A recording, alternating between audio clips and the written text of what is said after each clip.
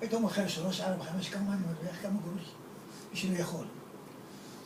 טוב, אחר כך ראיתי סרט, אני של אישה סוכר, לא יכול להישאר כל הזמן.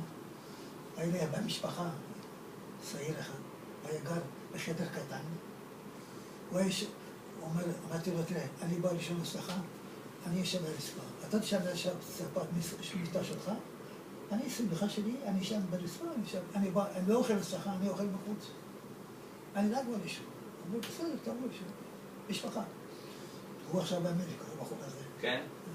נשוי באמריקה. ואיך קוראים לו? בניו יורק. זה השם שלי. לא, מה השם שלו? למה גם שם שלי. אתה יודע מה?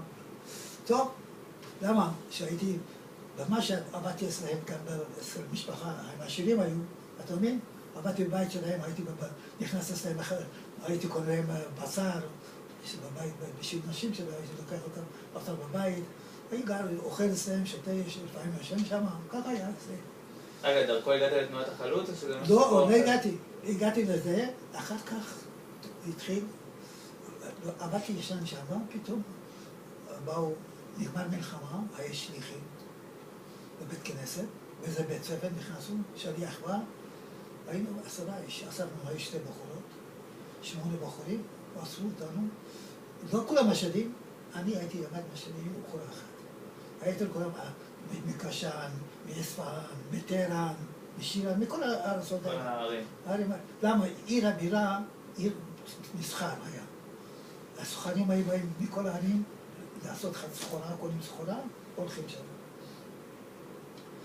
בא, הוא אומר, בוא אנחנו נלמד אתכם עברית, הוא התחיל ללמד אותם עברית, שירים, ריקודים, כל מיני דברים. אנחנו גדלנו בתנועה הזאת. בנו לנו בית, סוכנות, בנו בית שם במעלה, לא יודע מי, אני זוכר. וגרת שם? אני לא גרתי בבית הזה, אני גרתי במקום אחר. אבל מה? שם היה אולם, היה במה, היה חדרים בשביל ללמוד עברית. והיו הרבה בחורים, בחורות. שם בחור, בחורה באיראן, ולא הולכים ביחד ברחוב. הבנת? עד היום. עד היום. אני צריך ללכת עם מישהו שלישי איתם יחד.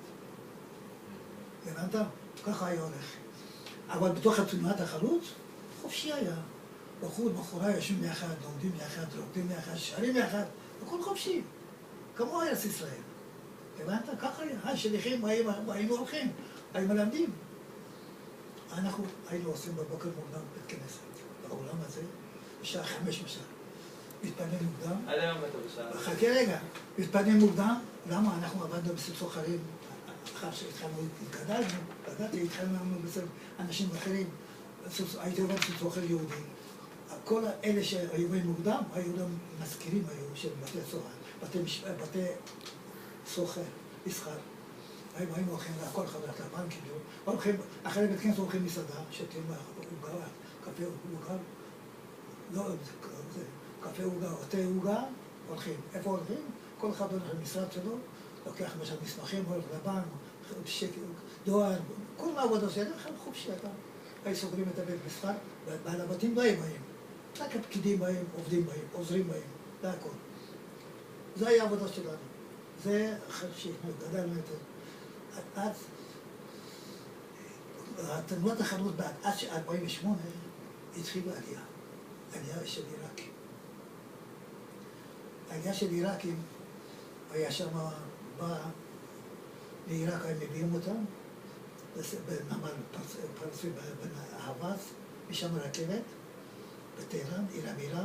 היה מקום אחד בטהרן, בית העלמין, בית קברות, שהיה הרבה חדרים, בית קברות היה יותר רחוק. חדרים, חסר חדרים, שם היה, קראו לו בהשתייה.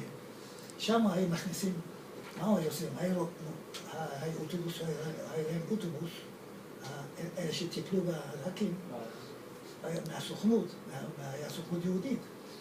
אלה היו עומדים שם תחנה לפני סופי, שלא ייכנס משם בטהרן עצמה, תחנה סופי, תחנה לפני, מחכה מוליד את כל האנשים, באוטובוס מביא אותם שלא יגלו אותם. הם מביא אותם בחצר הזה. הם לא יכולים לצאת בחצר הזה.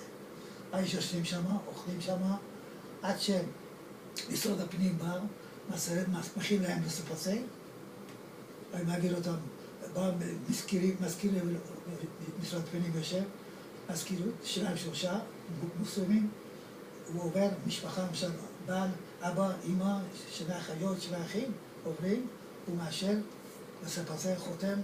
הם טסים לישראל? הם יכולים לצאת מאיראן. הם הסכימו רק שהעיראקים יצאו מאיראן? הפרסים לא הסכימו? הם לא ידעו, אנחנו הכנסנו פרסים בתוך איראן. את אשתי, איך הכנסתי? את אברהם, את אח שלו, הכל הכנסתי דרך זה. למה אני הייתי בסניף שלנו, במעלה, במזכירות, הייתי חבר מזכירות, הייתי מזכיר של העלייה. אתה מבין? פשוט הייתם עושים תחמנות. אני הייתי עושה כסף, מי שהיה לו כסף, הייתי לוקח כסף, היה רשימה, רושם אותו, את הכסף הייתי נותן לסוכנות?